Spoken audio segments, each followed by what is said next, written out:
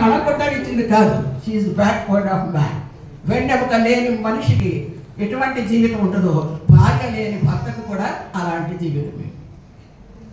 చాలా మంది అంటారు వాడు నిన్న మొన్నటి దాకా రోడ్డు మీద కొర్ర కుక్కలా తిరిగాడు కదా, ఇప్పుడు చూడండి ఆ మర్యాద వారితో కలిసి ఎలా వెళ్తున్నాడు, ఇప్పుడు చూడండి ఎటువంటి పరిస్థితుల్లో ఉన్నాడు అని చెప్పుకోవడానికి అవకాశం కలుగుతుంది. ఎవరిచ్చారు ఆ బ్యానర్ అంటే, ఎవరి ద్వారా వచ్చిందంటే భార్య ద్వారా వచ్చింది. Backbone. మూడో చెప్పు ముగిస్తాను నేను. ఏ అయిపోయింది అరేంజ్డ్. B back bone.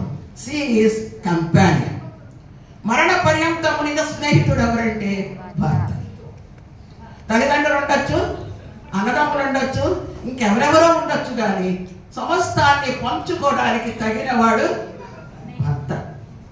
నీకు ఎంతమంది స్నేహితులు ఉన్నా, ఎంతమంది బంధువర్గం ఉన్నా, నేను ప్రేమించే వాళ్ళు ఎవరున్నా భర్తకు సాటిగా. హస్బెండ్, హూ ఈజ్ హస్బెండ్ అంటే హీ ఈజ్ రియల్ కంపానియన్, నిజ స్నేహితుడు.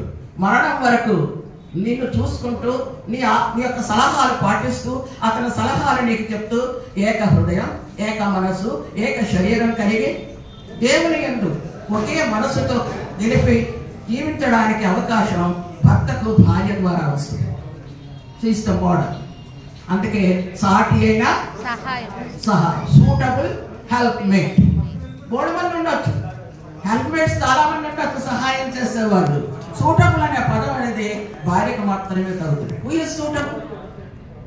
నీ భవిష్యత్తును కోరి, నీ మేలును కోరి, నీ ఆరోగ్యాన్ని కోరి, నీ ఘనతను కోరి సమస్తము చేయగలిగి తను తాను అణుచుకుంటూ తను తాను చంపుకుంటూ భర్త యొక్క ఘనతను కోరి భర్తను అభివృద్ధిలోకి తీసుకురావడానికి పాటుపడేది భార్య.